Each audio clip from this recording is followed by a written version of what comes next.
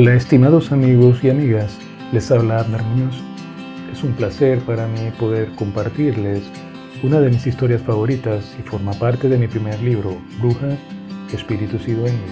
Estos eventos tienen lugar en el poblado de Chepo, al este de la ciudad de Panamá, que es un lugar riquísimo en historia, donde el mismo pueblo en sí es un legado de los indios cuevas, los verdaderos dueños de estas tierras cuando se dio la invasión europea. De hecho, Chepo es una palabra cueva. Es el distrito más grande en extensión territorial de la República, si no me equivoco, y desempeñó un papel muy importante desde los inicios de la colonia, pues de allí salía la madera para la construcción de barcos, así como carne de ganado vacuno para alimentar a las poblaciones de Panamá Viejo. Adquirió gran relevancia cuando la corona quiso someter a los negros y marrones, y Bayano, su líder, escogió las cabeceras del río que hoy lleva su nombre para ocultarse y fundar su asentamiento que llamó Ronconcholón. Los colonos que vivían en Chepo también se dedicaban a la minería, pues muchos son sus ríos y arroyos que tenían oro, y entre ellos destacaban el río Unicito y Terable, entre los cuales se construyó un fuerte con capacidad para 50 soldados, para que protegieran a las poblaciones de Chepo y San Antonio de Asparate, tanto de los cimarrones de Bayano como de los indios Bugue Bugue, que empezaban a entrar al istmo. Hoy en día son la etnia Guna. Este pueblo indígena que odiaba a los españoles finalmente lograron arrasar con el fuerte San Rafael de Terable y atacaron Chepo, donde pasaron por cuchillo a todo el que pudieron. Bien amigos, próximamente estaré publicando 2 obras en las que he estado trabajando y que tentativamente llevan por título Un alma para el diablo, y la otra, El último guardián, la maldición de los cuevas. Y quizás para la otra semana lanzaré el video de un futuro ebook que he titulado La niña que nació pero que no existió. Hasta entonces reciban un cordial saludo, un fuerte abrazo y espero que disfruten esta historia. Hasta luego. Chepo, 1897. El sol se ocultaba lenta y perezosamente tras el follaje de las montañas, mientras el rudo campesino luchaba con las raíces del palo de yuca que se negaba a salir de la tierra. A un lado su perro Cucho lo miraba con curiosidad, mientras se espantaba a los mosquitos huele huele con la cola. Podría decirse que una expresión de burla se le dibujaba en el semblante. Prudencio se llamaba el hombre, y era oriundo del pueblo de Chepo. Tenía 3 días de estar en su finca ubicada después del antiguo pueblo de San Antonio de Asparate, un caserío minero de la época colonial española, asentado en la margen del río Bayano.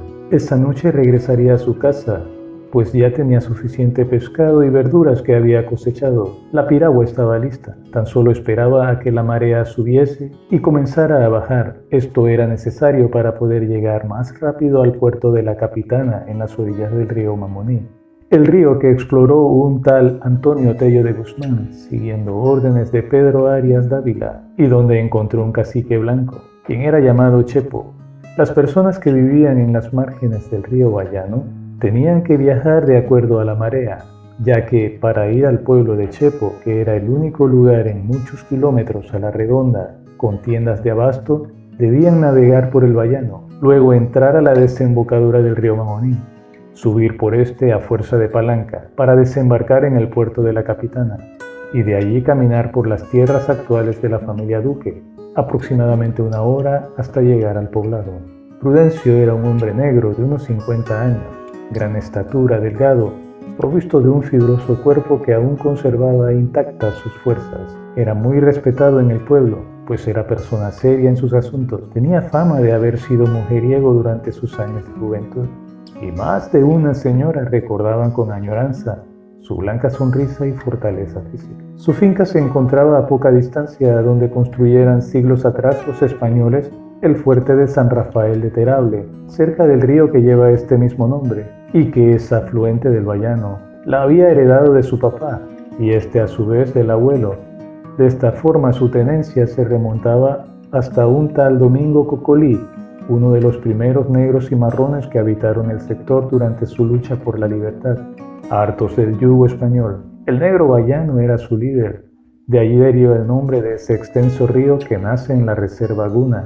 Cuentan los viejos que el fuerte de San Rafael fue construido para albergar a un grupo de 50 soldados españoles, cuya principal misión consistía en proteger a los mineros de San Antonio de Asparate, que tenían sus lavaderos de oro en el río Teable y Unicito. Los protegían del negro Bayano, quien había sido proclamado rey por los cimarrones y constituía un auténtico dolor de cabeza para las autoridades españolas, así también como los indios Bugue Bugue, muchos que solían atacar el poblado de Chepo y caseríos vecinos. Finalmente, lograron un día acabar con la guarnición del fuerte. Los ancianos de Chepo narran que luego de haber sido masacrado el negro Felipillo y su gente por el capitán Francisco Carreño, Bayano y sus hombres, 1200 incluyendo 300 negros que rescató en un naufragio en las costas de la actual comarca de Gunayala, se dio a la tarea de saquear y atracar en la ruta de Nombre de Dios a Panamá, hasta que su nombre fue temido. Algunos dicen que el sitio en las riberas del Bayano duró 2 años, pero que las batallas entre los españoles y negros eran tan sangrientas al extremo que un día un tal Gil Sánchez, con un batallón entero, partió de la ciudad de Panamá, hoy Panamá Viejo, por mandato del virrey Márquez de Cañate en persona, con la intención de derrotar a Bayano, y solo regresaron 4 maltrechos soldados con vida a la ciudad, a pesar que la diferencia de armas era enorme. Retomando nuestra historia, hay ocasiones en que se les puede ver en los llanos de Chepo y a las orillas del río, negros y españoles, juntos, mirándolo a uno con tristeza, quizás recordando cuando ellos también estaban vivos y peleaban por cosas que hoy en día pocos recuerdan, pero con deseos de hablar de su historia, de los hijos que quedaron en África, de la novia que estaba esperando allá en Sevilla a que él se enriqueciera en Castilla del Oro. Cuncho, ven, llamó Prudencio a su perro, mientras echaba a andar río arriba por un caminito que serpenteaba la ribera. 10 minutos más tarde llegaba frente a un rancho sin paredes, cuyo piso se elevaba del suelo unos 2 metros. Era la residencia de Ligorio. Anochecía cuando Prudencio llegó y los perros se le acercaron meneando la cola y oliéndole el fundillo a Cucho, que no muy complacido les mostraba sus colmillos. Ligorio, ¿cómo andan por aquí? Buenas noches. Prudencio, ven, sube, ¿vas para el pueblo? Sí, pero estoy esperando la marea. Ligorio era un indígena en Verac, que al igual que muchos otros, vivía en esa zona. Tenía su cuerpo pintado con jagua y enormes orificios en sus orejas donde pendían aretes de cocobolo, y por ropa solo llevaba puesto un guayuco, un pedacito de tela en forma de taparrabo. Era vecino de Prudencio y le cuidaba los siembros cuando éste estaba en el pueblo. Al momento de llegar Prudencio, Ligorio se encontraba en todo lo que era labrar una astilla de palma chunga, con la que fabricaba un arco de cacería, tal como le enseñara su padre.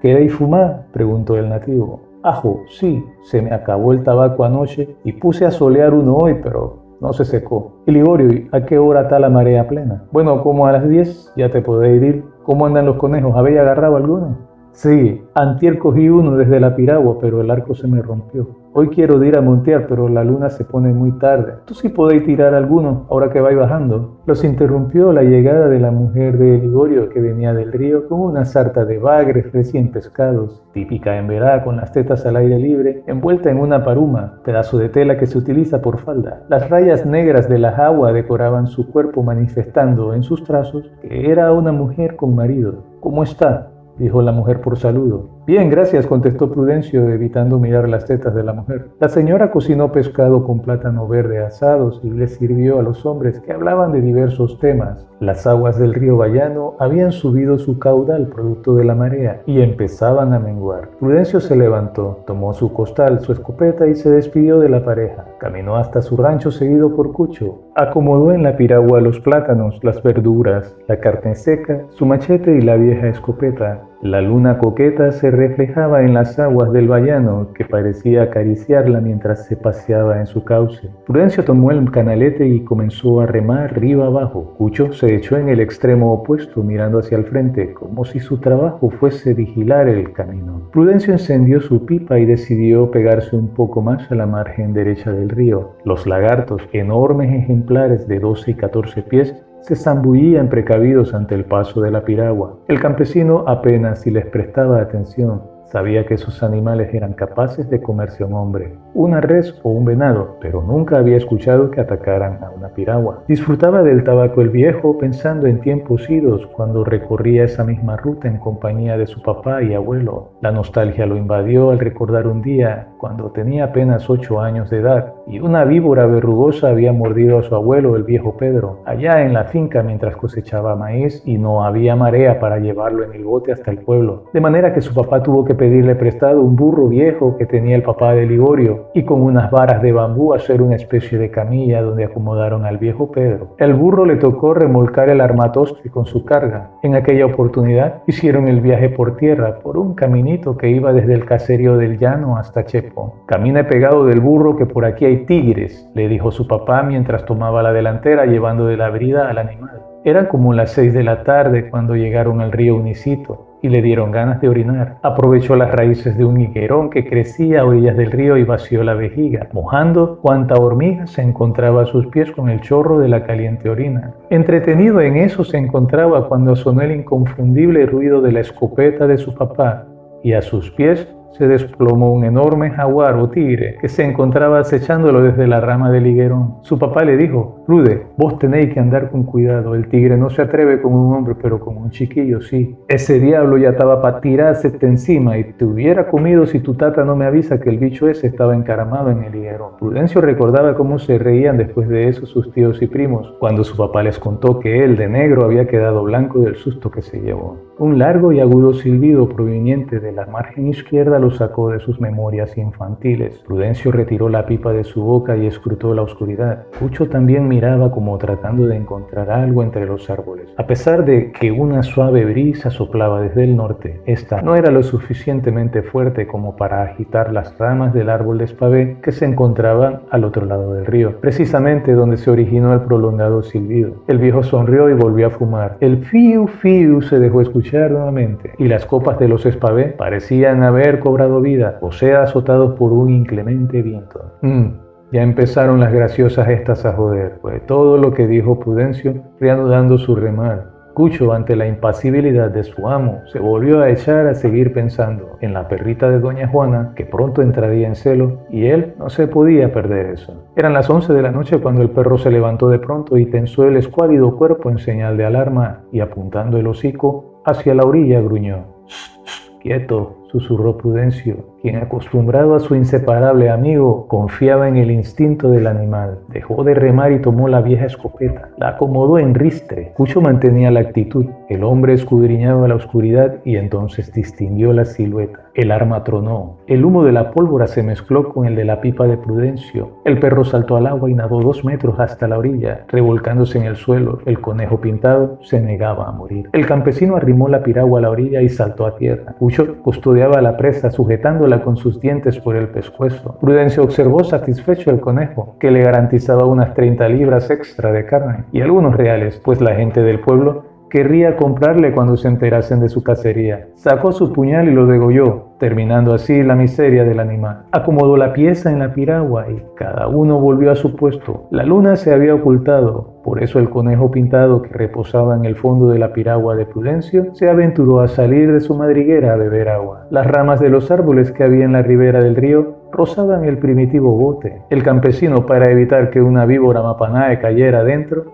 se alejó un poco de la orilla mientras se sonreía recordando la vez que tuvo que tirarse al agua con todo y pipa encendida, seguido de Cucho, los dos huyéndole a un bicho de esos que acababa de caer en el bote. A las 12 de la noche, avistó la desembocadura del río Mamoní. En la margen derecha había un rancho improvisado de algún minero lavador de oro, donde todavía se apreciaban restos de fuego. ¡Hey! Salomó el negro Prudencio. ¡Opa! Le respondieron desde el rancho. Costumbre arraigada en nuestra gente que habita en los campos y montes el saludarse aunque no se conozcan. La marea estaba vaciando, lo que le dificultó un poco la entrada al Mamoní. Cuando finalmente llegó al puerto de la Capitana, no había un alma, salvo 3 perros murrinosos que en cuanto vieron a Cucho, dejaron el plumero ladrando desde una distancia que estimaron segura. Prudencio sacó sus morrales de la piragua y echó a andar por el oscuro sendero que conducía a Chepo, seguido del perro que se le adelantó unos metros. La luz del tabaco, consumiéndose en la cachimba, le iluminaba el rostro al negro cada vez que le pegaba una chupada. En un recodo del camino alcanzó Prudencio a Cucho, que erizado gruñía inseguro hacia la oscuridad de la senda. El viejo se imaginó: carajo, maldita víbora, ya me mordió el perro. Cucho, venga. El animal no se movía, continuaba gruñendo. Prudencio levantó el rostro hacia el camino y entonces pudo ver por qué su animal se rehusaba a seguir caminando. La luz de 4 velas iluminaban un negro ataúd. El viejo quedó estupefacto por un instante observando la grotesca escena. Bajó el motete lentamente, soltó la escopeta y extrajo de la cintura su puñal en forma de cruz y se abalanzó sobre el féretro, clavando la daga en el centro. El perro se envalentonó y comenzó a ladrar. Prudencio, machete en mano, se acomodó en el suelo a unos metros de la aparición, con una extraña sensación en el estómago y el corazón acelerado. Fumando con el perro echado a sus pies, lo agarró el primer canto del gallo anunciando un nuevo día. Algo dentro del ataúd se movió provocando un ruido que llamó la atención de Cucho, quien gruñó. El viejo se levantó y caminó hacia un árbol de calabazo que servía de estacón en la cerca que bordeaba el camino. Escogió una gruesa rama y la cortó, luego se aproximó al féretro. Una voz se escuchó desde adentro. Prudencio, déjeme salir que va a amanecer. Por favor, yo no lo hago más. Era la voz de una mujer. ¿Así que me conoce? No.